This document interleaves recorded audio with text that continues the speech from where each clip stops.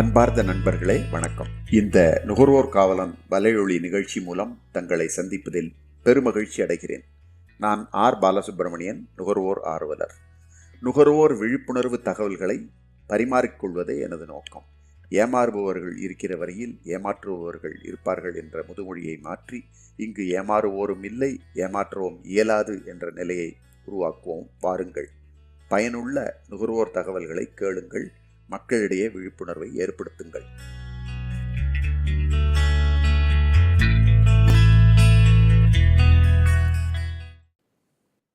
இன்று இந்த நிகழ்ச்சியில் நுகர்வோர்களுக்கென இருக்கக்கூடிய உரிமைகளை பற்றி நாம் பார்ப்போம். முதலாக ஜான் எஃப் கென்னடி அவர்கள் 1962ஆம் ஆண்டு மார்ச் 15ஆம் தேதி ஐநா சபையிலே நுகர்வோர்களுக்கென இருக்கக்கூடிய அடிப்படை உரிமைகளை அறிவித்தார். அந்த 4 அடிப்படை உரிமைகளில் தலையாய உரிமை நுகர்வோர் பாதுகாப்பு உரிமை, ரைட் டு சேஃப்டி என்று சொல்லக்கூடிய ஒரு பாதுகாப்பு உரிமை. அந்த பாதுகாப்பு உரிமையை பற்றி இப்போது சற்று விரிவாக பார்ப்போம்.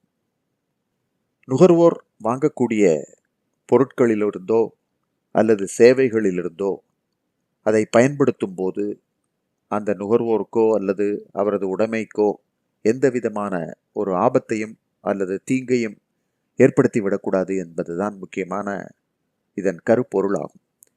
ஸோ நுகர்பொருட்கள், விற்கக்கூடிய நுகர்பொருட்கள் அனைத்தும் பாதுகாப்பானதாக இருக்க வேண்டும் என்பதை நீங்கள் அனைவரும் ஏற்றுக்கொள்வீர்கள். எந்த ஒரு பொருள் பாதுகாப்பற்றதாக தயாரிக்கப்பட்டிருந்தாலும் அதை இறுதியில் உபயோகிக்கக்கூடிய பயன்தாரர்கள் ஒரு விபத்துக்குள்ளாகலாம் அல்லது அவருக்கு அவரது உடைமைக்கு ஒரு இழப்பை ஏற்படுத்தக்கூடிய நிலை வரலாம் என்பது உணர்ந்ததே. பல இதற்கான உதாரணங்களை என்னால் சொல்ல முடியும். எங்கெல்லாம் அலட்சியமாக விதிகள் பின்பற்றப்படுவதில்லையோ அங்கெல்லாம் விபத்துகள் நேர்வதை பார்க்கிறோம். பாதுகாப்பு விதிகள் என்பது பொருட்களுக்கு மாத்திரமல்ல, நீங்கள் பயன்படுத்தக்கூடிய சேவைகளுக்கும் அது முக்கியமாக இருக்க வேண்டும் என்பதுதான் அடிப்படை விதி. இது மீறப்படும் போதெல்லாம் அந்த நுகர்வோர் இழப்பிற்குள்ளாகிறார், பாதிப்புக்குள்ளாகிறார். உதாரணமாக இதற்காக பாதுகாப்பு விதிகளை ஏற்படுத்தியுள்ள ஒரு சில பொருட்களை குறிப்பிட்டால் உங்களுக்கெல்லாம் எளிதாக விளங்கும். நாம் அன்றாடம் பயன்படுத்தக்கூடிய சமையல் எரிவாயு உருளை கட்டாயமான ISI தரக்கட்டுப்பாடு முத்திரை இருக்க வேண்டும். ISI என்றால் என்ன? பியூரோ ஆஃப் இந்தியன் ஸ்டாண்டர்ட்ஸ் என்று சொல்லக்கூடிய இந்திய தர நிர்ணய அமைவனம். இந்த இந்திய தர நிர்ணய அமைவனம் தான் பொருட்களுக்கான தரக்கட்டுப்பாடுகளை நிர்ணயம் செய்கிறது, அதற்கான விதிகளை ஏற்படுத்துகிறது. பல நுகர்பொருட்களுக்கு கட்டாயமான தரக்கட்டுப்பாடு உள்ளது. அதில் ஒன்றுதான் நான் குறிப்பிட்ட சமையல் எரிவாயு உருளை.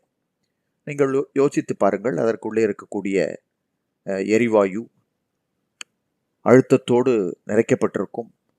அப்போது அந்த எரிவாயு உருளை எந்த கனத்தில் தயாரிக்கப்பட வேண்டும், எந்த அழுத்தத்தை தாங்க வேண்டும் என்பதெல்லாம் ஒரு விதி இருக்கிறது, அதற்கான வழிமுறைகள் இருக்கிறது. நீங்கள் பார்த்திருப்பீர்கள், சிலிண்டர் கப்பு போன்ற இரு அமைப்புகளை நடுவிலே வெல்டு செய்து தயாரித்திருப்பார்கள். நடுவில் நீங்கள் பார்த்தனா தடிமனாக அந்த வெல்டு செய்யப்பட்ட வடுவை நீங்கள் பார்க்கலாம். அந்த வெல்டிங்க்கு அடிக்கக்கூடிய அந்த டெக்னாலஜி என்று சொல்லுவேன், அந்த தொழில்நுட்பத்திற்கு கூட விதிமுறைகளை, வழிமுறைகளை, தரக்கட்டுப்பாடுகளை விதித்திருக்கிறார்கள். எந்த ஒரு இடத்திலும் ஒரு ஒரு அந்த பளுவை தாங்கக்கூடியதாக, அழுத்தத்தை தாங்கக்கூடியதாக இல்லாத நேரும்போது அந்த சிலிண்டர் வெடிக்கக்கூடியதான ஆபத்தை ஏற்படுகிறது. அதற்காகத்தான் அந்த BIS நிறுவனம் ஒரு சிலிண்டர் என்றால் என்ன வடிவிலே இருக்க வேண்டும், எந்த கனத்திலே அந்த ஷீட் மெட்டலானது இருக்க வேண்டும், அந்த ஷீட் மெட்டலோட குவாலிட்டி எப்படி இருக்க வேண்டும், அது எவ்வாறு வெல்டெடுத்து இணைக்கப்பட்டிருக்க வேண்டும் என்பதையெல்லாம் வரையறுக்கிறார்கள். அதற்கு மேலே இருக்கக்கூடிய வால்வு இருக்கு பாருங்க, அந்த நம்ம திறந்து மூடுகிறோம் இல்லையா, அதற்கு கூட கட்டாய தரக்கட்டுப்பாடு இருக்கு. அதிலிருந்து இணைக்கக்கூடிய ரப்பர் டியூப்னு இருக்கு பாருங்க, இப்பெல்லாம் சுரக்ஷா என்று ஆரஞ்சு கலர்ல இருக்கக்கூடிய அந்த ரப்பர் டியூபை பயன்படுத்துகிறோம். அதற்கு கூட கட்டாய ISI தரமுத்திரை இருக்கிறது. ISI தரமுத்திரை இல்லாத அந்த பொருள் விற்கப்படுமானால் ஆபத்தை விளைவிக்க கூடும். ஸோ முற்றிலும் தடை செய்யப்பட்டிருக்கு. ISI இல்லாமல் அந்த பொருளை தயாரிக்க முடியாது. அந்த குழாய் இணைப்போட பொருத்தக்கூடிய உங்கள் வீட்டில் இருக்கக்கூடிய அடுப்பு இருக்கு பாருங்க, அதுவும் கட்டாயமாக ஐஎஸ்ஐ இணைப்பு, ஐஎஸ்ஐ முத்திரையை பெற்றிருக்க வேண்டும் என்றது விதி. இது போன்று பல நுகர்பொருட்களை குறிப்பிடலாம். கட்டாயமான ஐஎஸ்ஐ தரக்கட்டுப்பாடு இருக்க வேண்டும் என்பது. ஐஎஸ்ஐ தரமுத்திரை என்பது அனைத்து பொருட்களுக்கும் கட்டாயமாக இல்லை. ஏராளமான நுகர்பொருட்களை நாம் பயன்படுத்துகிறோம். கட்டாய தரக்கட்டுப்பாடு என்பது ஐஎஸ்ஐ நிறுவனத்தால் கட்டாயப்படுத்தப்பட்டுள்ள பொருட்கள் சுமார் 90 மட்டுமே. அதில் மின்சார உபகரணங்களை எடுத்துக்கொண்டால் சுமார் 25 மின் உபகரணங்களுக்கு மட்டும்தான் கட்டாய தரக்கட்டுப்பாடு வேண்டும் என ஐஎஸ்ஐ விதிகள் குறிப்பிடுகிறது. ஏன் இந்த தருணத்தில் மின் உபகரணங்களை குறிப்பிடுகிறேன் என்றால், மின்சாரம் உங்களுக்கு தெரியுமா, ஆபத்தான நண்பன் என்று சொல்லுவார்கள். ஸோ நுகர்வோர் பயன்படுத்தக்கூடிய ஒவ்வொரு மின் உபகரணங்களும் பாதுகாப்பானதாக இருக்க வேண்டும். அது தயாரிப்பிலிருந்து பயன்படுத்துவோரை சென்று அடையும் வரை பயன்படுத்துகையில் எந்த விதமான ஒரு ஆபத்தையும் மின் அதிர்ச்சியோ ஏற்படுத்தக்கூடாது. ஆனால் என்ன காரணத்தினாலோ விற்கக்கூடிய அனைத்து மின் உபகரணங்களுக்கும் கட்டாய தரக்கட்டுப்பாடு இன்னமும் வரவில்லை என்று சொல்லலாம். கட்டாய தரக்கட்டுப்பாடு என்பது அப்போ குண்டு பல்பு என்று சொல்லுவோம் இல்லையா, அந்த பல்பிற்கு முதலாக வந்தது. அது தொடங்கி ஹீட் பண்ணக்கூடிய அனைத்து மின் சாதனங்கள், அது ஹீட்டராக இருக்கட்டும், இஸ்திரிப்பட்டியாக இருக்கட்டும், அனைத்து வித ஹீட்டிங் எலிமெண்ட், அடுப்பாக இருக்கட்டும், எல்லாற்றுக்கும் கட்டாயமான ஐஎஸ்ஐ தேவை. அதே போல அனைத்து வகையான மின்சார ஒயர்கள், சுவிட்சுகள், மெயின் சுவிட்சுகள், எம்சிபி கட் அவுட் என இப்படி பட்டியல் போகிறது. மொத்தம் 25 பொருட்கள் தான். இல்லை என்று சொல்லக்கூடிய, கட்டாய தரக்கட்டுப்பாடு தேவையில்லை என்று சொல்லக்கூடிய என்று பார்த்தோமானால் மிக்சி, இப்படி அன்றாடம் நாம் பயன்படுத்தக்கூடிய பல பொருட்களை நாம் குறிப்பிடலாம். மிக்சியை எடுத்துக்கொள்ளுங்களேன். நமது சமையல் அறையில் பயன்படுத்தக்கூடிய அந்த மிக்சி பயன்படுத்தக்கூடிய சூழ்நிலை ஈரமாக இருக்கக்கூடும். மிக்சியில் நாம் அரைக்கக்கூடிய பொருள் ஈரமாக இருக்கக்கூடும். அதில் உப்பு போடுகிறோம். ஆக மின்சாரத்தை எளிதில் கடத்தக்கூடிய சூழ்நிலை அங்கு இருக்கிறது. மிக்சியிலிருந்து ஏதாவது ஒரு மின்சார கசிவு ஏற்படுமானால் அது பயன்படுத்துவோரை எளிதாக தாக்கக்கூடிய வகையில் இருக்கும். ஆக மிக்சிக்கு கட்டாய தரக்கட்டுப்பாடு வேணும் என்பதை நீங்கள் உணர்வீர்கள். கட்டாய தரக்கட்டுப்பாடு இல்லை என்பதுதான் யதார்த்தமான நிலை. இப்படி பல நுகர்பொருட்கள் ஆபத்தை விளைவிக்க கூடும் என்று நாமே கருதக்கூடிய நிலையில் இருந்தும் இன்னமும் கட்டாயமாக தரக்கட்டுப்பாடு வேணும் என்ற நிலை இந்தியாவில் வரவில்லை. மேலை நாடுகளில் இதுபோல் இல்லை. அனைத்து நுகர்பொருட்களுக்கும் ஒரு தரக்கட்டுப்பாடு வைத்திருக்கிறார்கள். அந்த தரக்கட்டுப்பாடு எல்லை வரையறைக்குள்ளுதான் அந்த நுகர்பொருட்கள் தயாரிக்க வேண்டும். இந்தியாவிலே இன்னமும் அந்த நிலை வரவில்லை என்பதுதான் வருத்தமாக இருக்கிறது. இது மாத்திரம் இல்லை, நம்ம இருசக்கர வாகனங்களில் போகும்போது ஹெல்மெட்டை பயன்படுத்துகிறோம். ஒரு விபத்து என்று ஏற்பட்டால், ஒரு கை கால் உடைந்து போனால் அல்லது உடல் பகுதியில் காயம் ஏற்பட்டால் நிச்சயமாக ஒரு மருத்துவரை சென்று அவர்கிட்ட போய் நீங்கள் என்ன ரிப்பேர் ஆகிறதோ அந்த ஸ்பேர் பார்ட்டை மாற்றிடுவோம் அல்லது பிளேட் வச்சு ஒரு வைத்தியம் பண்ணிப்போம், ஏதோ ஒன்று செஞ்சிட முடியும். இதே இது தலைப்பகுதியில் அடிபட்டு மூளைக்காயம் ஏற்பட்டால் பிழைத்து அவர் முழுமையாக செயல்படுவாரா, பழைய நிலைமை இருப்பாரா, அவரால் நினைவாற்றல் இருக்குமா, அவரோட பணிகளை அவரால் செய்து கொள்ள முடியுமா என்பதை ஒரு பெரிய கேள்விக்குறியாகிறது. ஸோ மூளை என்று சொல்லக்கூடிய சென்ட்ரல் ப்ராசஸரை அதை மிக பத்திரமாக பாதுகாக்க வேண்டியுள்ளது. ஸோ இருசக்கர வாகனத்திலே போகும்போது அதற்காகத்தான் கட்டாயமாக ஹெல்மெட்டை அணிய வேண்டும் என்று சொல்கிறார்கள். நீங்கள் யோசித்து பாருங்கள். அப்போது நம்ம மூளை என்று சொல்லக்கூடிய இதுக்கு இயற்கையாகவே ஒரு மண்டை ஓடு இருக்கு, ஒரு பாதுகாப்பு இருந்த போதிலும் வாகன விபத்து ஏற்படும் போது அந்த மண்டை ஓடு உடையறது. ஸோ ஹெல்மெட் என்று சொல்லக்கூடிய அந்த மேலே போடக்கூடிய தலைக்கவசம் விபத்து ஏற்படும் போது அந்த மூளை பகுதியோ உங்கள் மண்டையோடையோ உடையக்கூடாது. அதுதான் அதில் முக்கியமான ஒரு தரக்கட்டுப்பாடு என்று சொல்ல வேண்டும். ஸோ நீங்கள் யோசிச்சு பாருங்களேன், நம்மளே யோசிக்கலாம் என்னென்னலாம் வந்து ஒரு ஹெல்மெட் என்று சொல்லக்கூடிய அந்த இதுக்கு என்னென்னலாம் தரம் வைக்கலாம் பார்த்தீங்கன்னா, முக்கியமாக அது வந்து தலையில் அணிவதனால எடை குறைவாக இருக்க வேண்டும். ஏன்னா எக்கச்சக்கமாக கனமாக இருந்துன்னு வச்சுங்க, ஏற்கனவே தலைக்கணம் பிடிச்சி திரியிறாங்கன்னு சொல்லுவாங்க. ஸோ அது மேலே ஹெல்மெட்டையும் தூக்கி மாட்டினீங்கன்னா அவர் என்ன பண்ணுவார் பாவம். ஸோ அதனால் அந்த பொருளானது எடை குறைவாக இருக்க வேண்டும், லகுவாக போட்டுக்கொள்ளக்கூடிய விதத்தில் இருக்க வேண்டும். ஒரு விபத்தோ அல்லது அவர் கீழே விழும்போது அந்த அழுத்தமானது அவர் மண்டைக்கோ உடலுக்கோ போகக்கூடாது. அப்போ ஷாக் அப்சார்ப் பண்ணக்கூடிய அளவிலே இருக்க வேண்டும் இல்லையா. ஸோ உள்ள உறுத்தக்கூடாது. இந்த மாதிரி எவ்வளவு நம்மளால சொல்ல முடியுது பாருங்களேன். நம்ம போல தொழில்நுட்பம் அறியாதவர்களே எவ்வளவு சொல்ல முடியுது. இதற்கு மேலே என்னன்னா, அது விரிசல் விடவோ ஒரு துண்டு சில்லாக அது உடைந்தோ அது போய் உள்ள மாட்டேதுன்னா இன்னும் கஷ்டம் இல்லை. அது மண்டை உடையிறதோட அதுவும் சேர்ந்து உடஞ்சி ஒரு பக்கத்தில் குத்தித்தனா எவ்வளோ பெரிய ஆபத்தை ஏற்படுத்துங்கிறத யோசிச்சு பாருங்க.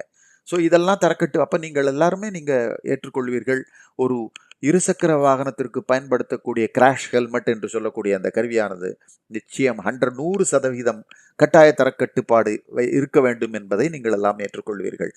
ஆனால் என்ன ஒரு விந்தை பாருங்கள், இத்தனை ஆண்டு காலம் நுகர்வோர் அமைப்புகள் எல்லாம் நாங்கள் எல்லாம் தொடர்ந்து போராடி வருகிறோம், வலியுறுத்தி வருகிறோம், ஹெல்மெட் போன்ற பொருட்களுக்கெல்லாம் கட்டாய தரக்கட்டுப்பாடு அவசியம் என்று. இது உச்சநீதிமன்றம் வரை போய் இது குறித்தான பேச்சுவார்த்தைகள் எல்லாம் நடந்து கடைசியில் இப்பத்தான் வருகிற ஜூலை 2021 முதல் தான் கட்டாய தரக்கட்டுப்பாடு வரப்போகிறது. அப்போ யோசித்து பாருங்க, உங்களுக்கு நீங்கள் நுண்ணறிவு இருந்து நுகர்வோர் விழிப்புணர்வு இருந்தால் நீங்கள் ISI இருக்கக்கூடிய தரக்கட்டுப்பாடு பெற்றிருக்கக்கூடிய தயாரிப்பை நீங்கள் வாங்கி பயன்படுத்தணும். எத்தனை பேருக்கு தெரியும்? விலை பார்ப்பாங்க, ரொம்ப கம்மியாக இருக்குது, சாலை ஓரத்தில் வைப்பாங்க, 50 ரூபாய்க்கு, 100 ரூபாய்க்கு, 300 ரூபாய்க்கு, அதில் ISIன்னு கூட போட்டிருக்கோம் போலியாக. அப்போ நம்ம கவனக்குறைவாக அதை வாங்கி பயன்படுத்தி ஒரு விபத்து ஏற்பட்டால் இருக்க இடைஞ்சல் பத்தாது, அதுவும் ஒரு சில்லு போய் உள்ளுக்குள்ள ஒரு பகுதியில் போய் குத்திக்கும். ஸோ நீங்கள் பாருங்கள், ஒரு கட்டாயத்தர கட்டுப்பாடுங்கிறது வந்து நுகர்பொருளுக்கு எவ்வளவு முக்கியமானது என்பதை நீங்கள் யோசிச்சு பாருங்கள். இப்படி ஒவ்வொரு பொருளிலும் நம்ம வந்து ஒரு ஆபத்தை ஏற்படுத்தக்கூடுமா என்பதை யோசிக்க வினாக்கள் நம்ம கேட்கணும். எந்த ஒரு பொருளை வாங்கும் போதும் நீங்கள் ஒரு வினாக்களை கேட்டு பார்க்க வேண்டும். ஏன், எதற்கு என்ற கேள்விகளை கேட்டால்தான் அதில் அந்த தரங்கள் எல்லாம் இருக்கிறதா என்பதை நீங்கள் ஆலோசிக்க முடியும். அது முக்கியமான அம்சம். அது நம்ம பழகணும் வச்சுங்களேன். இது மேலை நாடுகளில் எடுத்தீங்கன்னா நீங்கள் பார்த்துருப்பீங்க, ஐரோப்பிய நாடுகளில் சி போட்டு இ போட்டிருக்கோம். சிஇன்ற 2 எழுத்துக்கள் இருக்கும், ஒரு வட்டத்துக்குள்ளே இருக்கும், இல்லை பிளைனாக கூட இருக்கும். அந்த தரக்கட்டுப்பாடு முத்திரை இல்லாமல் எந்த ஒரு பொருளையும் அந்த ஐரோப்பிய நாடுகளில் விற்க முடியாதுன்னு சொல்லியிருக்காங்க. இதற்காக நீங்கள் பார்த்தீங்கன்னா மேலை நாடுகளில், குறிப்பாக அமெரிக்கா, ஆஸ்திரேலியா போன்ற பகுதிகளெல்லாம் கன்சியூமர் ப்ராடக்ட் சேஃப்டி கமிஷன் என்ற ஒரு தனியான அமைப்பு இருக்கிறது. அந்த நாடுகளிலே விற்கக்கூடிய அனைத்து பொருட்களும் அவர்களது பரிசோதனைக்கு உட்படுத்தப்பட்டு அந்த பொருளால் பயன்படுத்துவோருக்கு எந்த விதமான பாதிப்பும் இல்லை என்றால் தான் அவர்கள் அனுமதிப்பார்கள் அந்த நாட்டிலே விற்பதற்கு. இது மாத்திரம் இல்லை, சந்தையிலே விற்கக்கூடிய பொருட்களை கூட அவர்கள் எடையில் எடுத்து பரிசோதித்து அதில் ஏதாவது குறைபாடுகள் இருக்கிறதா, அதனால விபத்து ஏற்படக்கூடிய நிலை இருக்கிறதா என்பதை பரிசோதிக்கிறார்கள். எவ்வளோ பெரியது பாருங்களேன். நான் உதாரணத்தை கூட ஒன்று சொல்ல முடியும். நீங்கள் பார்த்தீங்கன்னா மேலை நாட்டில் கர்டன் சொல்லுவோம் இல்லையா, ஜன்னல் திரைச்சீலைன்னு சொல்லுவோம் இல்லையா, அந்த திரைச்சீலையை வந்து விண்ட்ஷீல்டுன்னு சொல்லுவோம். அதை வந்து ஒரு கயிறு கட்டியிருக்கோம். அந்த கயிறை வந்து ஒரு இழுத்தீங்கன்னா திறக்கும், இன்னும் இந்த பக்கம் இழுத்தீங்கன்னா அது வந்து மூடிக்கும் ஜன்னல். ஒரு குழந்தை இந்த சோஃபா பக்கத்தில், ஜன்னல் பக்கத்தில் சோஃபா போட்டிருக்கு, அந்த சோஃபாவில் உட்காந்துட்டு என்ன பண்ணுது, அது இழுத்து வேடிக்கை பார்க்குறது. இழுக்கும்போது ஜன்னல் வெளிச்சம் தெரியுது, மறுபடியும் இந்த பக்கம் இழுத்தா மூடிக்கிறது. ஸோ அந்த குழந்தைக்கு அது ஒரு ஆர்வமாக இருக்குது, செய்து பார்த்து கொண்டே இருக்கிறது. அப்படியே சுற்றி வந்தது, அந்த கயிறானது அந்த குழந்தையோட கழுத்தை சுற்றி கொண்டது. தவறி அந்த குழந்தை வழுக்கி சோஃபாவிலேருந்து கீழே விழுந்தது.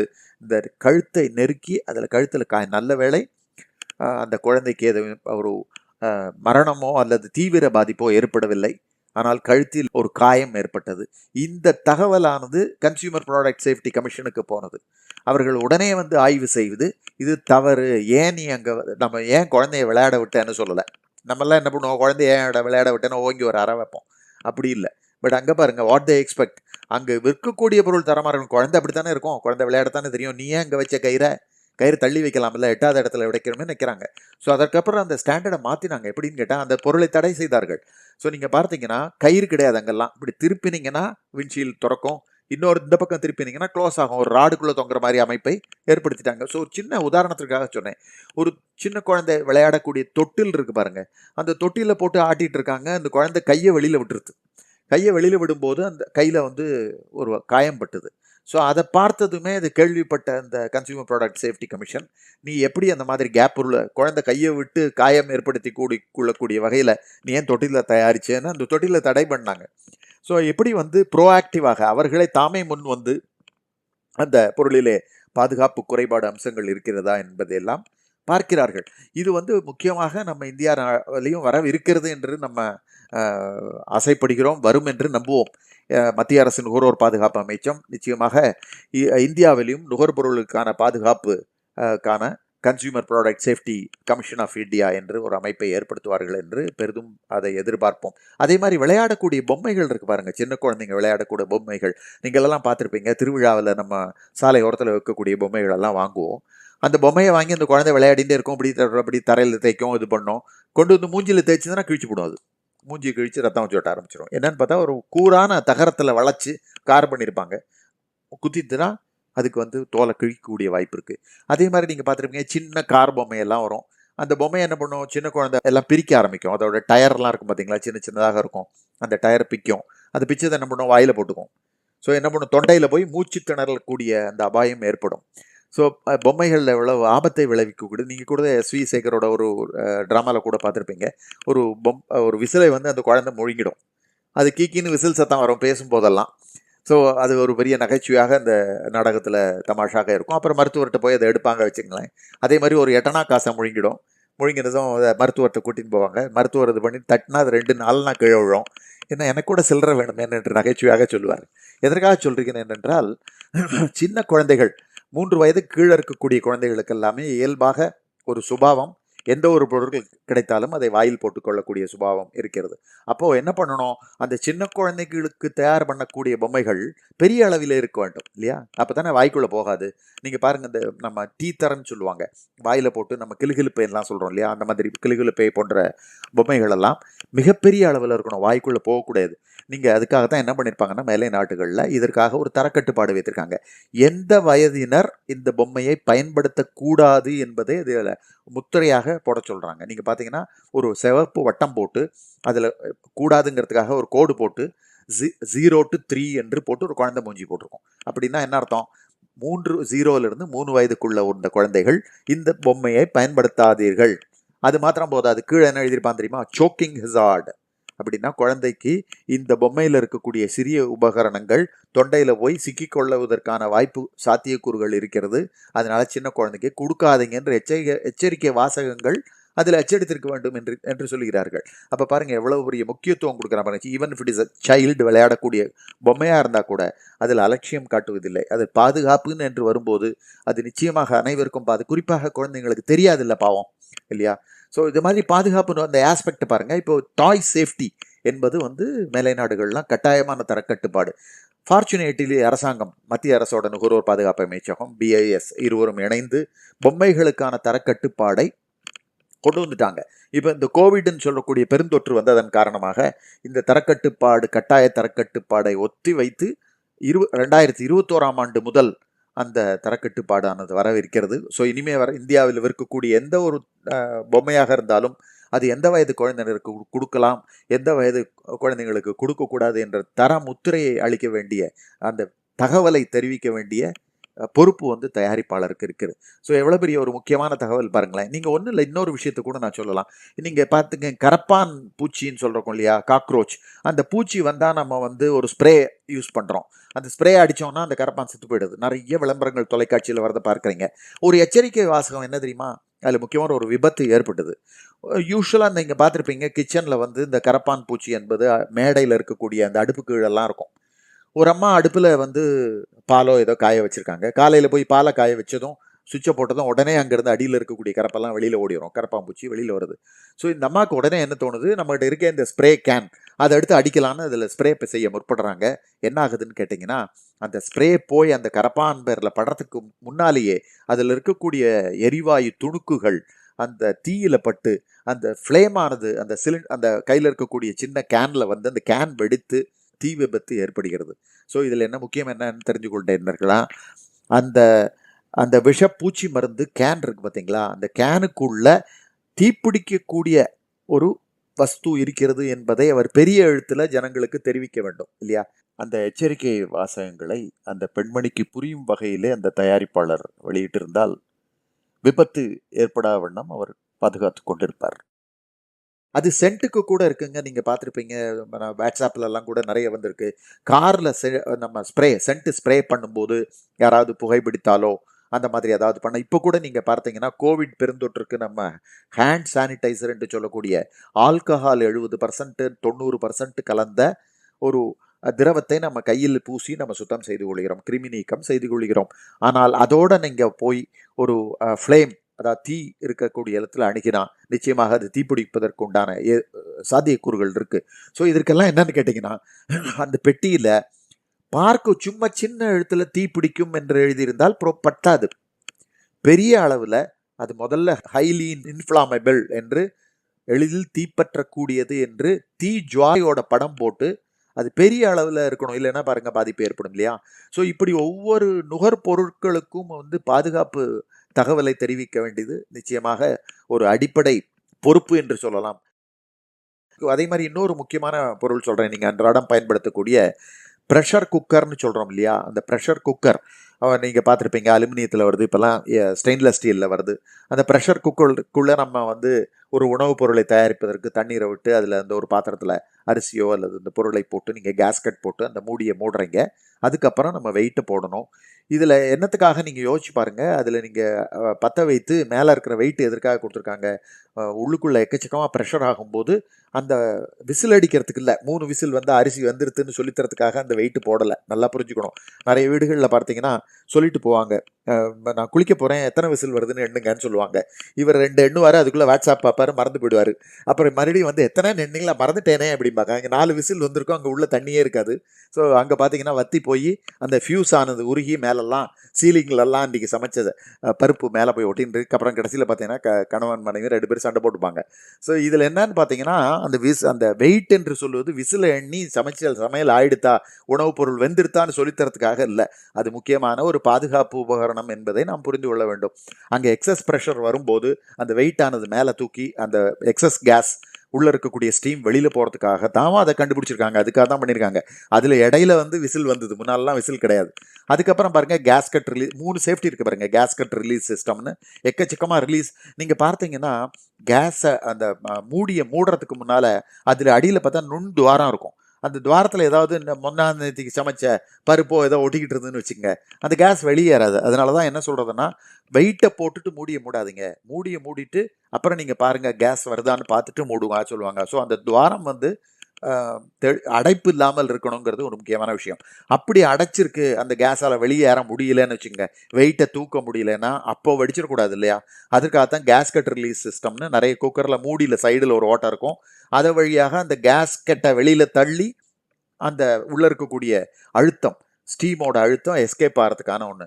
அப்படியே இல்லைன்னு வச்சுங்க, சில டயத்தில் உள்ள ஃபுல்லாக இருக்கிற கேஸ் எல்லாம் போய் சூடாச்சு, அப்போது உள்ளுக்குள்ளே எக்ஸஸ் ப்ரெஷர் வரும்போது மேலே பாருங்கள் ஃபியூஸ்னு ஒன்று இருக்குது. அது பார்த்தீங்கன்னா ஒரு சின்ன ஒரு நெட்டு மாதிரி இருக்கும். அந்த ஃபியூஸுக்குள்ளே ஒரு அலாய் மெட்டல் போட்டிருப்பாங்க.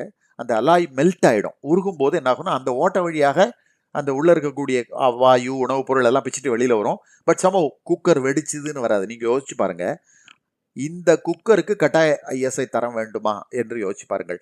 ஏனென்றால் நீங்கள் மேடை மேலே வைத்திருக்கக்கூடிய ஒரு குக்கர் அது ஒரு பாம் என்று சொல்லுகிறேன். ஏன்னு சொன்னீங்கன்னா, முறையான பாதுகாப்பு இல்லைன்னா என்னாகும், உள்ளுக்குள்ள எக்கச்சக்கமான அதிக ப்ரெஷர். நீங்கள் உங்களுக்கு தெரியுமா, விபத்துன்னு வருது பார்த்தீங்களா, தீ விபத்தை போல தான் வெந்நீரை ஊற்றிக்கிற விபத்தும். ஒரு சூடான திரவம் மேலப்படும் போதும் தோலானது பாதிக்கப்படுகிறது, வெந்து போயிடுறது. நீங்கள் குக்கரை பாருங்கள், மேடையில் நீங்கள் போய் நிற்கும் போது இதில் சொல்லுவாங்க எப்படின்னு கேட்டால், மோசமான தீ விபத்துனா என்ன, மோசமான இந்த மாதிரி பாதிப்பு, உஷ்ணத்தால் ஏற்படக்கூடிய பாதிப்பு என்னன்னு கேட்டால், கை காலில் வர்றது ஒன்றும் ப்ராப்ளம் இல்லை, சரி பண்ணிடலாம். மூஞ்சியில் அழகு போச்சு. இது அந்த டார்சோன்னு சொல்லக்கூடிய முண்டம் சொல்லுவோம் இல்லையா, அந்த பகுதியில் வந்தால் காப்பாற்றுறது ரொம்ப கஷ்டம். உங்களுக்கு தெரியும், உடலானது 80% தண்ணீரில் இருக்குது, 75 to 80% தண்ணீரில் இருக்குது. ஸோ அந்த மேல் பகுதி ஃபுல்லாக இன்ஃபெக்ட் ஆகிடுதுன்னா அதை இன்ஃபெக்ஷன் வராமல் அந்த காப்பாற்றி புது தோல் வளர வைக்கிறதுக்கு ரொம்ப கஷ்டம் வச்சுங்களேன். அதுக்குள்ள தொற்று அந்த பாதிக்கப்பட்ட நோயாளி இறப்பதை பார்க்குறோம். ஸோ முக்கிய விபத்து ஏற்படுத்துவது எங்கன்னு பார்த்தீங்கன்னா அந்த டார்சோன் பகுதியில் இருக்கக்கூடியது. ஸோ டெம்பரேச்சர் அப்போ ஒரு ஒரு தீ விபத்தோட தாக்கமே எவ்வளவுன்னு பார்க்கணும்னா 3 விஷயம் தான். ஒன்று வந்து என்ன டெம்பரேச்சரில் இருந்தது, எவ்வளவு நேரம் இருந்தது, இந்த மாதிரி ஒரு படிப்படியாக கணக்குகள்லாம் இருக்கு வச்சுங்களேன். நீங்கள் ப்ரெஷர் அடுப்பு இதே மாதிரி ப்ரெஷர் குக்கர் வெடித்ததுனால் அதுக்குள்ளே இருக்கிற ஸ்டீமோட டெம்பரேச்சர் என்னன்னு பார்த்தீங்கன்னா கம்ப்ரஸ் பண்ணும்போது அதோட டெம்பரேச்சர் 300-400 டிகிரி கூட கொண்டு போக முடியும். அழுத்தம் ஏற்படுத்தும் போது பாய்லர்லாம் பண்ணுறாங்க பார்த்தீங்களா? அப்படி ஆகும்போது என்ன ஆகும்னா எளிதாக உங்களோட அந்த சருமமானது வேகக்கூடிய அப்போ நீங்கள் பாருங்கள். இதை எதற்காக பயமுறுத்துறேன்னு நினைத்துக் கொள்ள வேண்டாம். எதற்காக இந்த கருத்தை சொல்கிறேன்னா ஒரு குக்கருக்கு ஒரு தரக்கட்டுப்பாடு என்பதை நீங்கள் எவ்வளோ அளவுக்கு அவசியம் என்பதை நீங்கள் உணர வேண்டும் என்பதற்காகத்தான். ஸோ ஐஎஸ்ஐ போட்டிருக்கக்கூடிய போலி ஐஎஸ்ஐ இல்லாமல் ஒரிஜினல் தயாரிப்பாக இருக்கக்கூடிய குக்கரை நீங்கள் வாங்க வேண்டும்ங்கிறதான் இதில் வந்து என்னோட கருத்து. ஏன்னா குக்கருக்கு கட்டாய தரக்கட்டுப்பாடு வரல, இது நாளது வரை வரல. இப்போ தான் ஹெல்மெட்டுக்கு வந்திருக்கு. ஸோ இன்னும் வர வேண்டிய விஷயங்கள் நிறைய இருக்குன்னு வச்சுக்கலாம். ஸோ இதை மாதிரி ஒவ்வொரு பொருளையும் நம்ம வாங்கும்போது நீங்கள் பார்க்க வேண்டிய முதல் அம்சம் என்னன்னா பாதுகாப்பு தான். ரைட் சேஃப்டி என்று சொல்லக்கூடிய அந்த பாதுகாப்பு இருக்கா என்பதை முதலில் உறுதி செய்து கொண்டு வாங்கணுங்கிறத நுகர்வோர்கள் அனைவரும் படிப்பனையாக இருக்க வேண்டும். இது வந்து இந்த பொருட்களுக்கு மாத்திரம் இல்லைங்க, நீங்கள் பயன்படுத்தக்கூடிய சேவைக்கு வரும். ஏன் நீங்கள் வந்து காரை எடுத்துக்கங்களேன். நம்ம காரை நீங்கள் யோசிச்சு பாருங்களேன், எப்படியெல்லாம் எவால்வ் ஆகி வந்திருக்கு. அந்த காலத்தில் இருக்கக்கூடிய அம்பாஸ்டர் கார் எடுத்தோன்னா ஒரு ஜீப் எடுத்திங்கன்னா முன்னால் வந்து கனத்த ஒரு தகடில் வந்து செய்திருக்கக்கூடிய பம்பர் சொல்லுவோம். அந்த மாதிரியான ஒரு பம்பர் பொருத்தப்பட்டிருக்கும். அப்போ நம்ம என்ன நினச்சோம், இப்போல்லாம் வந்து எல்லாம் பிளாஸ்டிக் பம்பர் போடுறாங்க. அப்போ சில பேர்லாம் சொல்லுவாங்க, என்னங்க இப்போல்லாம் ஒன்றும் பலமே இல்லைங்க காரு, அந்த காலத்தில் பாருங்கள் கெட்டியாக இருக்கும். எதுக்காக இதை பிளாஸ்டிக்கில் மாற்றினாங்கன்னு பார்த்தீங்கன்னா இதற்காக சர்வதேச அளவில் விபத்துகளை ஏற்படுத்தி பார்த்து ஒரு விபத்து நேரும்போது உள்ள உட்கார்றதுக்கு என்ன ஆயிருக்கு, எதெல்லாம் பாதிக்குதுங்கிறதுக்கு ஆய்வு செய்து தான் எப்படி இருக்கணும்னுங்கிறத முடிவு செய்தாங்க. நீங்கள் அந்த காலத்துலலாம் பார்த்தீங்கன்னா அதிக இந்த மாதிரிலாம் 100 கிலோமீட்டர் 150 கிலோமீட்டர்லாம் அம்பாஸ்டர் கார் போகாது. 30-40 போயிருப்பார். அவர் கொண்டே ஒரு புளிய மரத்தில் அடிச்சிருப்பாரு. ஆனால் உடலில் எந்த காயமும் இருக்காது. ஸ்டேரிங் மேலே சாஞ்சபடி தூங்கின மாதிரி செத்து போயிருப்பார். எப்படின்னு பார்த்தீங்கன்னா அந்த அதிர்ச்சியானது தாக்கத்தில் அவர் செத்து போகிறார். ஸோ இது இப்போ என்னன்னு கேட்டிங்கன்னா அந்த பம்பர் முன்னாலேயும் பின்னாலேயும் இருக்கக்கூடிய பம்பர்கள் வந்து ஒரு ஃபைபர் மெட்டீரியலில் பண்ணுறதுனால என்ன ஆகுதுன்னா அந்த தாக்கத்தோட அதிர்வை முழுசும் அந்த வண்டியில் இருக்கக்கூடிய முன்னால் இருக்கக்கூடிய பின்னால் இருக்கக்கூடிய பகுதிகள் வாங்கிக்கிற மாதிரி பண்ணுறாங்க. ஸோ அந்த அதிர்ச்சியானது பேசஞ்சர் டிரைவருக்கு போகக்கூடாது என்பதை பண்ணுறாங்க. எப்படி மாடிஃபை பண்ணியிருக்கு இப்போ நம்ம அது புரியல நமக்கு, ஏன் இப்படி பிளாஸ்டிக்கில் பண்ணாங்க, கெட்டியாக பண்ணியிருக்க கூடாது. இப்போ கூட நீங்கள் பாருங்கள், இதை வந்து ஆர்டிஓ அலுவலகத்தில் போக்குவரத்து துறையில் அனுமதிக்கிறது இல்லை. பல கார்களில் கூட பாருங்கள் ஒரு பட்டா கொடுத்து ஒரு பெரிய பைப்பை ஸ்டீல் பைப்பை ஒரு சேஃப்டின்னு நினச்சின்னு ஃபிட் பண்ணுறாங்க. அதை அனுமதிக்கிறது இல்லை. ஏன்னா வேணும்னு தான் அதை வந்து லகுவாக ஷாக் உடைந்து நொறுங்கக்கூடிய பொருளில் அவங்க பண்ணியிருக்காங்க. அது விபத்து ஏற்படும் போது அது நொறுங்க வேணும். நீங்கள் அதுக்கு அப்புறம் பாருங்கள் உள்ளுக்குள்ளே ஏர் பேக் என்று சொல்லக்கூடிய ஒரு சேஃப்டி வந்திருக்கு. அது எப்படியெல்லாம் எவால்வ் ஆகிருக்கு பாருங்களேன். ஒரு விபத்து ஏற்படும் போது ஒரு குறைஞ்ச நேரத்தில் நானோ செகண்ட்ஸில் அந்த ஏர் பேக் ஆனது உள்ளுக்குள்ளே காற்று நிறைக்கப்பட்டு அந்த முன்னால் உட்காந்துட்டு இருக்கக்கூடிய டிரைவர் பேர்லையோ பக்கத்தில் இருக்கக்கூடிய ஒரு பேரில் தலகாணி மாதிரி ஒரு காற்றெடுத்த தலகாணி மாதிரி போத்திடுது. அப்போ நீங்கள் பாருங்கள் அதுக்கு மேலே வந்து அவர் மேலே தாக்குனா கூட தலகாணி மேலே குத்துனா அவருக்கு பெரிய தாக்கம் இருக்காது, அவரை காப்பாற்றிட முடியும். இதை என்னாச்சு பாருங்கள், முதல்ல டிரைவருக்கு வந்தது, அப்புறம் பக்கத்தில் இருக்கிறவருக்கு வந்தது, பின்னால் இருந்து அடித்தா என்ன ஆகும், அவருக்கு வருமே. இந்த 4 ஏர் பேக் வந்தது. உங்களுக்கு தெரியும் டயானா அவர்களோட விபத்துக்கு பிறகு காரில் சைடில் வந்து இடிச்சு தான் டயானாவோடது. இப்போ பார்த்தீங்கன்னா 8 ஏர் பேக் இருக்கக்கூடிய கார்கள் தயார் பண்ணுறாங்க பாருங்கள். அதே மாதிரி தான் இன்னொரு சேஃப்டி சொல்லுவாங்க, சீட் பெல்ட். கட்டாயமாக சீட் பெல்ட் அணிய வேண்டும் சொல்கிறோம் பார்த்தீங்களா. இப்போ இருக்கிற காரெல்லாம் கட்டாயமாக சீட் பெல்ட் பொருத்தப்பட்டு தான் வருது. இன்னும் ஏர் பேக்கை வந்து கட்டாயமாக வரணும்னு அந்த தேதி ஒத்தி வைத்து கொண்டே வராங்க. இன்னும் இந்தியாவில் தயாரிப்புகளில் அனைத்திலும் ஏர் பேக் இல்லை, ப்ரீமியம் மாடலில் தான் ஏர் பேக் இருக்குது.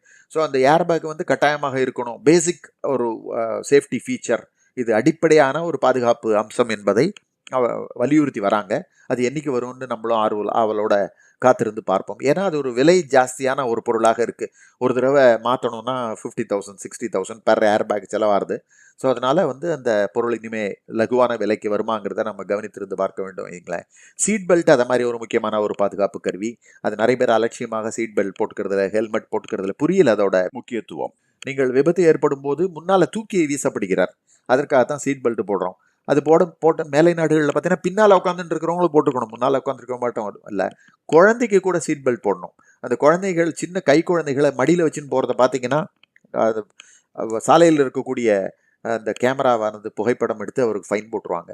ஸோ இதை எப்படியெல்லாம் பண்ணுறாங்க, ஏன்னா பார்த்தீங்கன்னா குழந்தை தூக்கி வீசப்படும் விபத்து வரும்போது. அப்போ அதுக்காக என்னன்னா பக்கெட் சீட் என்று சொல்லக்கூடிய ஒரு சீட் அமைப்பில் அந்த குழந்தையை படுக்க வச்சு பின் சீட்டில் பின் கண்ணாடியை பார்த்தவாது அந்த சீட் பெல்ட்டில் இணைத்து பொருத்தியிருப்பாங்க. ஸோ அந்த பாதுகாப்பு விதிங்கிறது வந்து எவ்வளோ தூரத்துக்கு அங்கே நம்ம வந்து அவங்க முக்கியத்துவம் கொடுக்குறாங்கங்கிறது நீங்கள் பார்த்துங்களேன். ஸோ இது வந்து நான் சும்மா காருக்கு உதாரணத்துக்காக காரை குறிப்பிட்டேன். இப்படி ஒவ்வொரு பொருளையும் ஸ்கை இஸ் த இமேஜினேஷன். இன்று நகரெங்கும் வளர்ச்சி பணிகள் காரணமாக சாலைகள் எல்லாம் அடிக்கடி குழிகள் வெட்டி தோண்டி போட்டிருப்பதை நம்ம பார்க்குறோம். நான் கூட நகைச்சுவையாக ஒரு கார்ட்டூன் வரைந்து ஒரு ஜோக் எழுதியிருந்தேன். ஃபோன் பெல் அடிக்கும். ஹலோ ஹைவேஸ் இன்ஜினியரா? ஆமாம் சொல்லுங்க அப்படின்னு. பிரஃப் ரோடு தோண்டியிருந்தீங்களே, எப்போ சார் மூட போகிறீங்க? ஏன் எதுக்கு கேட்குறீங்க? இல்லை நீங்கள் மூடிட்டீங்கன்னா நாங்கள் தோண்டணும். நீங்கள் யார் பேசுகிறீங்க? நான் மின்சார வாரியத்திலிருந்து பேசுகிறேன் என்றார். நீங்கள் பாருங்கள், நடைமுறையில் இப்படி இருக்கிறத பார்க்குறோம். குடிநீருக்காக ஒருத்தரை தோன்றது மூடுறது, மறுபடியும் வந்து வேறொரு பணிக்காக மின்சார வாரியத்திலிருந்து ஒயர் போடுறதுக்காக ஒருத்தர் தோன்றது மறுபடியும் மூடுறது, இப்படி பல்வேறு பணிகளுக்காக ஒரே சாலையை திரும்ப திரும்ப நோண்டி மொத்தத்தில் சஃபர் பண்ணுறது இந்த அங்கே இருக்கக்கூடிய பப்ளிக். சரி, இதெல்லாம் கேட்டால் smart city, so called smart city வளர்ச்சின்னு சொல்லுவாங்க. ரைட்டு, விட்டுருங்க, நான் அந்த டாப்பிக்கே வரல. ஒரு நடைபெற்ற விபத்தை சொல்கிறேன் கேளுங்களேன். இந்த ஒரு மின் கம்பியை புதைவடம் சொல்கிறாங்களே, அதை பதிக்கிறதுக்காக ஒரு மிகப்பெரிய குழியை வெட்டி வைத்திருக்கிறார்கள். பழைய பாளையம் என்ற ஒரு பகுதி இருக்கிறது, அந்த பகுதி பக்கத்தில் வெட்டி வைத்திருக்கிறார்கள். அங்கே பார்த்தீங்கன்னா மாலை வேளை எந்த விதமான எச்சரிக்கை வாசகங்களோ அது தடுப்புகளோ அந்த குழியை சுற்றி ஏற்படுத்தவில்லை. நியாயமாக வந்து ஒரு குழி தோண்டினா மேலை நாடுகள் எல்லாம் ஒரு குழியோ அல்லது சாலையில் ஏதோ வேலை செய்ய போகிறாங்கன்னா அது செய்ய போகிறோன்னு பல நாளைக்கு முன்னாலேயே இந்த இடத்துல வரப்போகிறதுன்னு சொல்லிடுவாங்க, அனௌன்ஸ்மெண்ட்ஸ் இருக்கும். அந்த குழி வேலை பணி நடக்கும்போது பார்த்தீங்கன்னா 2 கிலோமீட்டருக்கு முன்னாலேயே அங்கே இடத்துல ஒரு போர்டு இருக்கும். 2 கிலோமீட்டருக்கு அந்த பக்கத்தில் வேலை செய்கிறாங்க, குழி தோண்டியிருக்காங்கன்னு வரும். அப்படியே அந்த போர்டு திரும்ப திரும்ப அப்படியே வந்துட்டே இருக்கும், ரெடியூஸ் ஆகி. இங்கே பார்த்தீங்கன்னா சாலையோர ஹோட்டலுக்கெல்லாம் வச்சுருக்காங்க பாருங்கள், பக்கத்தில் இருக்குது இந்த பவன் இருக்குது அப்படின்னு வந்துட்டு இருக்கு பார்த்தீங்களா. அதை மாதிரி வந்து அந்த பலகைகள் வந்துட்டே இருக்கும். அப்போது வந்து எப்படியும் அந்த டிரைவர் கண்ணில் ஒன்றாவது தப்பாது. அப்போ அங்கே வந்து திடீர் பிரேக் அடிக்க வேண்டாம், அவர் குழி இருக்குன்னு எச்சரிக்கையாக இருப்பார். இந்த விபத்தில் என்னாச்சுன்னு கேட்டீங்கன்னா, ஒரு இருசக்கர வாகனத்தை ஓட்டி வருபவர் அந்த குழியை அவருக்கு தெரியல. நீங்கள் பாருங்கள், அந்த குழியில் நேரடியாக ஜம்ப் பண்ணி உள்ளுக்குள்ளே மாட்டினார். இதே மாதிரி சேலத்தில் ஒரு விபத்து, அது வந்து காலையில் விடிய காலையில் நடந்த விபத்து. பைக்கில் போயின்னு இருக்காரு ஒரு விற்பனை பிரதிநிதி. அந்த சேலத்தை நுழையக்கூடிய பகுதியில் ஒரு அடியில் ஒரு கல்வெர்ட்டு, சாக்கடை கல்வெர்ட் போடுவதற்காக கம்பியெல்லாம் குறுக்க நிற்குது, குழியை வெட்டி வச்சிருக்காங்க. ஸோ நீங்கள் பாருங்கள், இவர் அங்கேருந்து போனவர் அதை கவனிக்கலை. எந்த விதமான தடுப்போ அறிவிப்போ அல்லது ஒரு கயிறு கட்டவோ எதுவுமே செய்யலை. இவர் குழியை அந்த ஊரில் இருக்கிறவங்களுக்கு தெரியுமா இருக்கும், ஒரு வெளியூர்லேருந்து போகிறாரு, நேராக போனார், நேராக பைக் உள்ளே போச்சு. இவர் நெத்தியில் அந்த கம்பி குத்தி தொங்கிட்டு இருக்காரு. எவ்வளோ பெரிய ஒரு மோசமான விபத்து பாருங்கள். ஸோ இது வந்து ஒரு பாதுகாப்பு விதிங்கிறத வந்து, சாலை பாதுகாப்புங்கிறது நிச்சயமாக நம்ம உரிமை. அது ஒரு குறைந்தபட்ச எச்சரிக்கை ஒரு வாசகங்களை, எச்சரிக்கை அறிவிப்பை ஜனங்களுக்கு கொடுக்கணும்.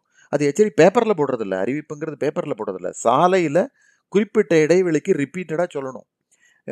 நீங்கள் கேட்பீங்க, எங்கே சார் எல்லா சாலையிலையும் தோண்டிருக்காங்களே, எத்தனை அறிவிப்பு போடுறது, ரோட்லேயே பெயிண்ட் பண்ணிடலாமா கேட்பீங்க. அப்படி தான் இருக்குது நிலமை. பட் ஆனால் நிறைய அவங்களால செய்ய முடியும். நான் இன்னொரு விபத்தை சொல்கிறேன் பாருங்கள். மாவட்ட ஆட்சியர் கூட்டத்திற்காக நான் சென்று கொண்டிருக்கிறேன். நீங்கள் பார்த்தீங்கன்னா பாதாள சாக்கடைக்காக தோண்டப்பட்ட குழி மேலே தார் போடணுங்கிறதுக்காக ஒரு 3 இன்ச்சு ஆழத்துக்கு அந்த தோண்டியிருக்காங்க. ஸோ ஒரு எனக்கு முன்னால் செஞ்ச ஒரு ஸ்கூட்டரில் ஒரு பெண்மணி சென்று கொண்டிருக்கிறார், நான் பின்னால் போகிறேன். என்னை தாண்டி ஒரு பஸ்ஸு அந்த பெண்ணை நெருங்கி கிட்டக்க வந்துடுது. ஸோ அந்த பொண்ணுக்கு பேலன்ஸ் போய் என்ன பண்ணால் கீழே இறக்கலான்னு புறப்பட்டாங்க. அந்த 3-4 இன்ச்சு கீழே டபக்குன்னு இறக்கும்போது அவங்க பேலன்ஸ் போய் கீழே விழுந்துட்டாங்க. எனக்கு தூக்கி வாரி போட்டுது. நான் பைக்கை நிறுத்திட்டு அவங்ககிட்ட போகும்போது தான் பார்த்தா எனக்கு அவங்கள எப்படி தூக்குறதுன்னு திடுக்கிட்டு போனேன். ஏன்னா அந்த கர்ப்பிணி பெண்மணி, அந்த பெண்ணை எப்படி நான் எனக்கு ஒரே மண்டையெல்லாம் சுத்த ஆரம்பிச்சிருது. ஐயோ, எங்கே அடிபட்டுதோ என்ன ஆச்சோன்னு ஒரே குழப்பமாக இருந்தது. நல்ல வேளை அங்கே இருந்தவர்களெல்லாம் உதவி செய்து ஏதோ இரையாற்றல் அந்த பெண்ணுக்கு வந்து இந்த விதமான. ஆனால் நீங்கள் யோசிச்சு பாருங்கள், ஒரு ஒரு கருப்பையில் இருக்கக்கூடிய குழந்தைக்கு ஒரு ஒரு அதிர்ச்சியை ஏற்படுத்தியிருக்கலாம். அல்லது அந்த பெண்ணுக்கு ஐயோ விழுந்துட்டோமே நமக்கு என்ன ஆகுமோ என்று பேறுகாலம் ஃபுல்லாக அந்த கவலையானது அந்த குழந்தையின் வளர்ச்சியை பாதிக்கும் இல்லையா. இது ஒரு எவ்வளோ பெரிய அஜாக்கிரதையான ஒரு செயல். ஸோ சாலை பாதுகாப்புங்கிறது வந்து நிச்சயமாக முக்கியம், நமக்கு கிடைக்க வேண்டிய உரிமை. இது கன்சியூமர்ஸ் ரைட். நீங்கள் வந்து அதில் மெத்தனம் ஹைவேஸாக இருக்கலாம், ஸ்டேட் ஹைவேஸாக இருக்கலாம், நேஷனல் ஹைவேஸாக இருக்கலாம். அவங்க அவங்க வந்து கட்டாயமாக அந்த பாதுகாப்பை அளிக்க வேண்டியது. நம்மகிட்ட பணம் வாங்குறாங்களோ பணம் வாங்கலையோ அது வேற விஷயம். பாதுகாப்பை ஏன்னா இதெல்லாம் உயிர் பிரச்சனை, ஒரு ஆபத்தான பிரச்சனை. அவங்க குடுத்தே தீரணும்னு வச்சுங்களேன். அது எங்கெங்கெல்லாம் அலட்சியம் செய்றாங்களோ, அந்த இடத்துலலாம் விபத்துகளை நம்ம பார்க்கிறோம். 2வது விபத்துன்னு சொல்லும்போது எனக்கு இது ஒரு நினைவுக்கு வருகிறது. எங்களது உறவினர் ஒருவர் இந்த டாடா சுமோல 7 பேர் வந்துட்டுருக்காங்க. அந்த காக்காபாளையத்துக்கிட்ட ஒரு விபத்து, சாலை விபத்து. அதில ஒருத்தர் மோசமாக பாதிக்கப்பட்டு அங்கேயே மரணம் அடைகிறார். மற்றவங்களெல்லாம் அ ஒ வண்டியில போட்டு ஒரு அப்பலாம் 108 கிடையாது. ஒரு மருத்துவமனையில அட்மிட் பண்றாங்க. அதுல இருந்து ஒரு பெரியவர் கொஞ்சம் மோசமான நிலைமையில இருந்தாரு. நாங்களெல்லாம் கூட போயிருந்தோம். ரத்த டொனேஷன்லாம் பண்ணோம். பெரியவர வந்து ரொம்ப ஃப்ராஜைலா இருந்தாரு. ஆனா பாருங்க, அ நாங்க எதிர்பார்க்கவே இல்ல. நேர் திருப்பம். அந்த சின்ன பொண்ணு வந்து மரணம் அடைந்தது. பெரியவர் பொழச்சுட்டாரு. அந்த பெற்றோர்கள் எல்லாம் கன்வின்ஸ் செய்து முதல்ல ஏற்கல. அவங்களெல்லாம் பேசி, அவங்க மனசை இது பண்ணி, கோவையில் இருக்கக்கூடிய பிரபல மருத்துவமனைக்கு அந்த குழந்தையோட கண்ணு, கிட்னி போன்ற முக்கியமான உறுப்புகளை எல்லாம் அங்க தானம் செய்தோம். குறைந்த காலத்திலேயே அந்த அந்த பெண்ணோட கிட்னி வந்து ஒரு டெய்லருக்கு பொருத்தப்பட்டு பத்திரிகை செய்திய பார்த்தேன். ஸோ ஒரு அந்த செய்திய அவருக்கு அனுப்பி வைத்தேன். அவர் ரொம்ப சந்தோஷப்பட்டாரு. அப்ப சார் நீங்க சொல்லும்போது எனக்கு கஷ்டமா இருந்தது. குழந்தை ஏற்கனவே செத்து போயிட்டா, அவள கூறு போடணுமான்னு இருந்தது. ஆனா இப்போ வந்து என்னோட குழந்தை 3 பேர் ரூபத்துல வாழறான்னு எனக்கு சொல்லும்போது, எனக்கே அந்த கண்ணீர அடக்க முடியல. ஸோ இது நடந்தது. இதுல பாருங்க, முக்கியமா நான் எதுக்காக இத நான் சொல்லுறேன்னு கேட்டீங்கன்னா, இங்க கவனிக்க வேண்டிய விஷயம் என்ன? ஒரு விபத்து நடக்குது. விபத்து நடந்து அந்த இடத்துல விபத்தில் பாதிக்கப்பட்ட பயணியை எவ்வளவு சீக்கிரம் நம்ம மருத்துவமனையில சேர்க்கிறோங்கிறது தான் விஷயம். இப்பல்லாம் 108 வந்துருது. அருமையாக வேலை செய்றான். பறந்து பறந்து வண்டி வந்துருது. பட் எனிவே நம்ம அதுவும் மூளைக்காயம், தலைக்காயம் அ பாதிக்கக்கூடிய அந்த ஒரு பயணியை விரைவாக மருத்துவமனையில சேர்த்து நமக்கு சிகிச்சை அளிக்க வேண்டியது நமது கடமை. அந்த இடத்துல காலதாமதம் செய்றோம் பாருங்க. ஒவ்வொரு நிமிடமும் இட்ஸ் எ பெர்மனன்ட் லாஸ். நிரந்தர இழப்புன்னு சொல்லணும். ஏன்னா, மூளையில ஒரு பகுதிக்கு ரத்தம் செல்லல, ரத்த அடைப்பா இருக்கு, ரத்தம் அந்த இடத்துல அதுக்கு செல்ல வேண்டிய ஆக்ஸிஜன் செல்லலன்னா, அந்த பகுதியை உடலில் எந்தெந்த பாகங்களை எல்லாம் கண்ட்ரோல் பண்ணுதோ, எந்தெந்த செயல்களை எல்லாம் கண்ட்ரோல் பண்ணுதோ, பேச்சா இருக்கலாம், கை, கால் அசைவாக இருக்கலாம், அதெல்லாம் வேலை செய்யாத போயிடுது. அத ரிப்பேர் பண்றதுங்கிறது ரொம்ப கஷ்டமான செயல். ஸோ, அதற்கு நம்ம வந்து விரைவாக அவர அப்புறைப்படுத்தி மருத்துவமனையில சேர்க்கறதுக்கான வசதிகளை நம்ம இன்னும் பண்ணலன்னு தான் நான் சொல்லுவேன். ஒவ்வொரு மாவட்ட தலைமை அகத்திலயும் வந்து ஒரு trauma care accident relief centre வேணும். சென்டர் இருந்தா மாத்திரம் பத்தாது.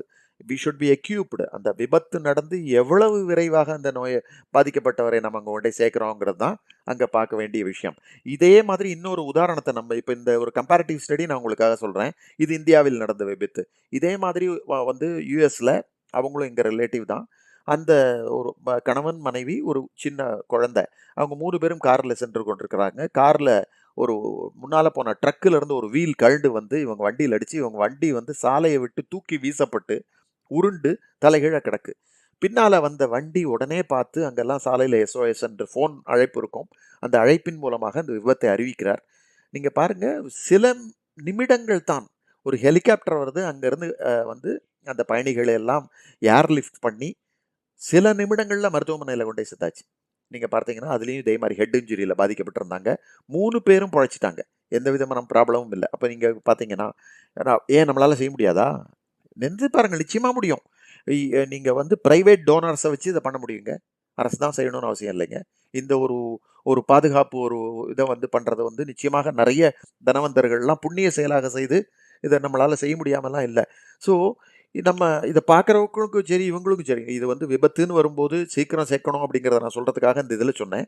முக்கியமாக ஒரு பாதுகாப்பு விதி, ரைட் டு சேஃப்டின்னு சொல்லும்போது, ஒரு சாலையில ஏற்படக்கூடிய குழிகள், இந்த மாதிரி இதனால ஏற்படக்கூடிய விபத்துகள் இருக்கு பார்த்தீங்களா? அந்த துறையினர் பொறுப்பேற்க வேண்டும்.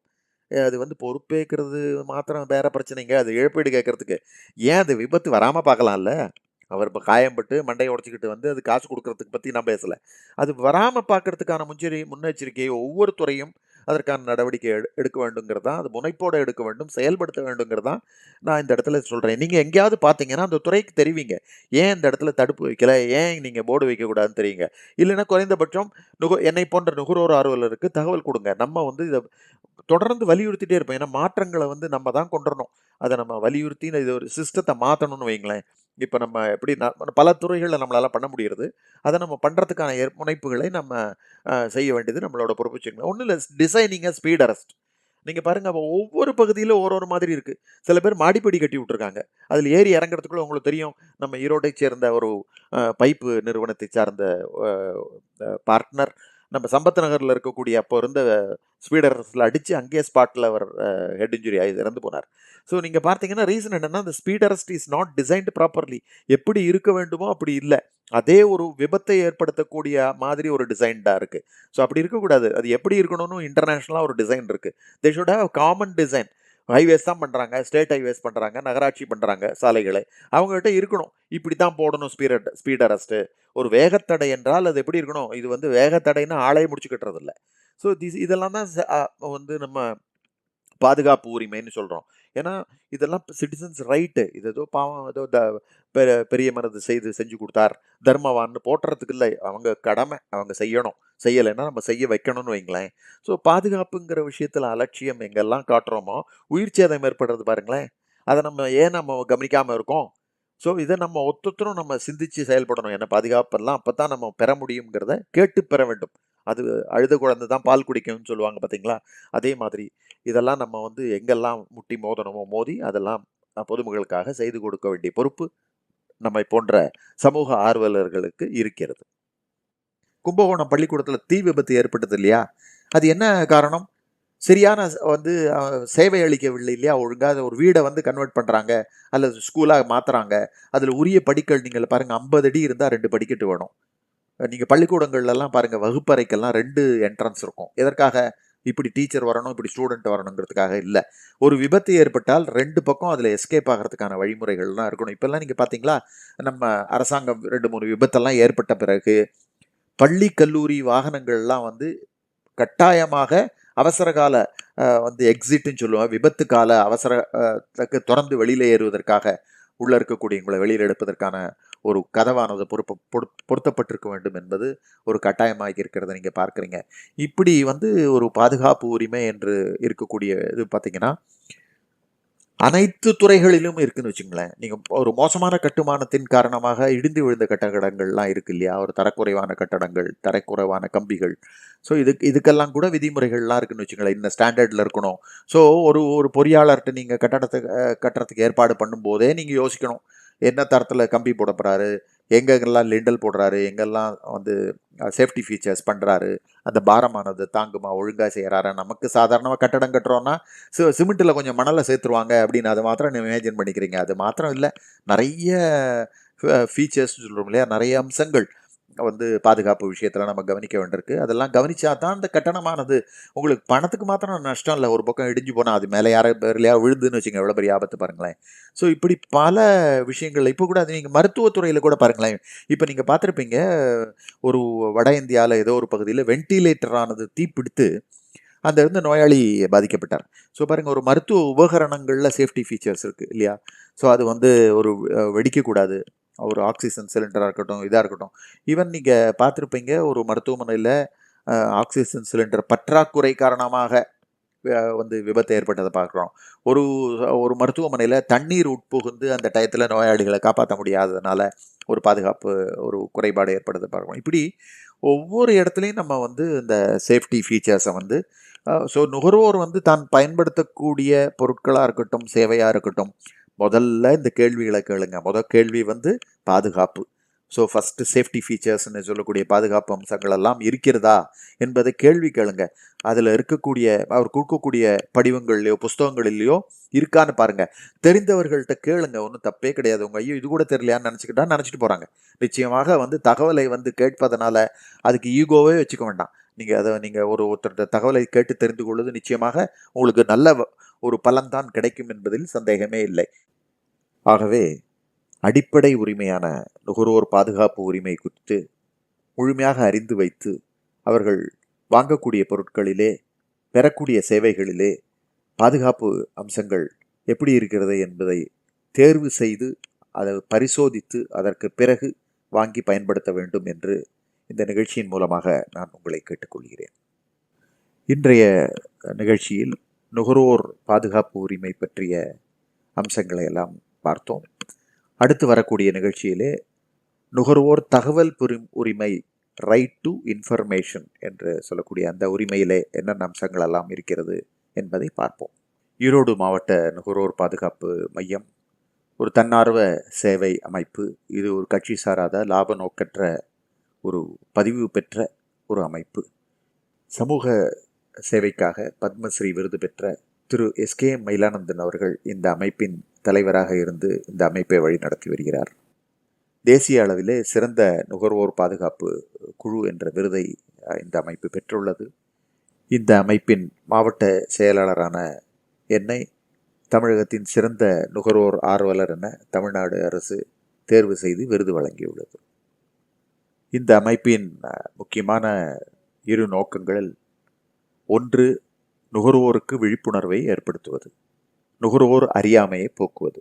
நுகர்வோர் விழிப்புணர்வு ஏற்படுத்துவதற்காக 1991ஆம் ஆண்டு முதல் நுகர்வோர் காவலன் என்ற மாத இதழை நாங்கள் நடத்தி வருகிறோம். அந்த இதழில் பல தகவல்கள், நுகர்வோர் அறிந்து வைத்திருக்க வேண்டிய நுட்பமான தகவல்கள், சட்ட விளக்கங்கள், நுகர்வோர் தீர்ப்புகள், நடைபெற்ற நுகர்வோர் சம்பந்தமுள்ள நிகழ்ச்சிகள், இவற்றையெல்லாம் அதில் பிரசுரித்து வருகிறோம். இது தவிர பள்ளி கல்வி நிறுவனங்களிலே சிட்டிசன் கன்சியூமர் கிளப் என்று சொல்லக்கூடிய மாணவர்களுக்கான ஒரு நுகர்வோர் அமைப்பை ஏற்படுத்தி அதில் மாணவர்களுக்கு நுகர்வோர் கல்வியை பயிற்றுவித்து வருகிறோம். தவிர பல பயனுள்ள புத்தகங்களை பிரசுத்திருக்கிறோம். நுகர்வோர் விழிப்புணர்வை ஏற்படுத்துவதற்கான பல சமுதாய நிகழ்ச்சிகள், சொற்பொழிவுகள், குறு நாடகங்கள், கலை நிகழ்ச்சிகள், வினாவிடை நிகழ்ச்சிகள், கட்டுரை, கவிதை போட்டிகள் என பல நிகழ்ச்சிகளை நடத்தி மக்களிடையே நுகர்வோர் விழிப்புணர்வை ஏற்படுத்தி வருகிறோம். மேலும் நுகர்வோர் விழிப்புணர்வை ஏற்படுத்துவதற்காக நவீன தொழில்நுட்பத்தோடு கூடிய கண்காட்சி அமைப்பை நாங்கள் ஏற்படுத்தியிருக்கிறோம். அந்த அமைப்பின் மூலமாக ஒவ்வொரு துறை சார்ந்த பல விவரங்களை பார்வையாளர்களால் தெரிந்து கொள்ள முடியும். என்னென்ன தகவல்கள் எல்லாம் அவர்களுக்கு தேவைப்படுகிறதோ, உதாரணமாக உணவு பாதுகாப்புத்துறை, எடையளவு கட்டுப்பாடு துறை, மருந்துகள், அழகு சாதன பொருட்கள் என பல துறைகள் சார்பாக தகவல்களை எல்லாம் அதில் தொகுத்து அதை வைத்திருக்கிறோம். சுழலக்கூடிய அந்த இயந்திரங்களை பல்வேறு இடங்களிலே நிறுவி அந்த கண்காட்சியை பார்வையாளர்களுக்காக ஏற்பாடு செய்து தருகிறோம். இது தவிர கலப்படத்தை எவ்வாறு கண்டறிவது என்று பரிசோதனைகள் செய்து காண்பிக்கிறோம். அடுத்ததாக, பாதிக்கப்பட்டு வரக்கூடிய நுகர்வோருக்கு இழப்பீடு பெற்று தருவதற்கான அனைத்து வழிமுறைகளையும் அவருக்கு சொல்லிக் கொடுத்து அதற்கான தீர்வு கிடைப்பதற்கான உதவிகளை எல்லாம் இலவசமாக நாங்கள் செய்து வருகிறோம். இந்த நுகர்வோர் காவலன் மாத இதழை நீங்கள் பெற விரும்பினால் 500 ரூபாய் டெபாசிட் சந்தா செலுத்துவதன் மூலம் தொடர்ந்து உங்கள் ஆயுள் காலம் வரை அந்த இதழானது பிரதி மாதம் 3ஆம் தேதி தபால் வழியாக, அஞ்சல் வழியாக உங்கள் இல்லத்திற்கு அனுப்பி வைக்கப்படும். ஊருக்கு உழைத்திடல் யோகம் என்ற பாரதியாரின் நல்வாக்குப்படி ஒரு சமுதாய பணியை செய்து வரும் இந்த நல்ல அமைப்பில் தாங்கள் இணைந்து கொள்ள விரும்பினால் இந்த அமைப்பிலே ஆயுள் உறுப்பினராக ஆவதற்கு உங்களை அன்போடு வரவேற்கிறோம். ஆயுள் சந்தா ரூபாய் 500 ரூபாய் செலுத்துவதன் மூலம் இந்த அமைப்பிலே நீங்கள் நிரந்தர உறுப்பினராக ஆக முடியும். இது தவிர இந்த அமைப்பு செய்து வரக்கூடிய நல்ல பணிகளுக்கான நிதியுதவியும் தாங்கள் அளிக்க வேண்டும் என அன்போடு கேட்டுக்கொள்கிறேன். தொகை செலுத்துவதற்கான விவரங்கள் இந்த வலையொலியின் குறிப்பு பகுதியிலே உள்ளது.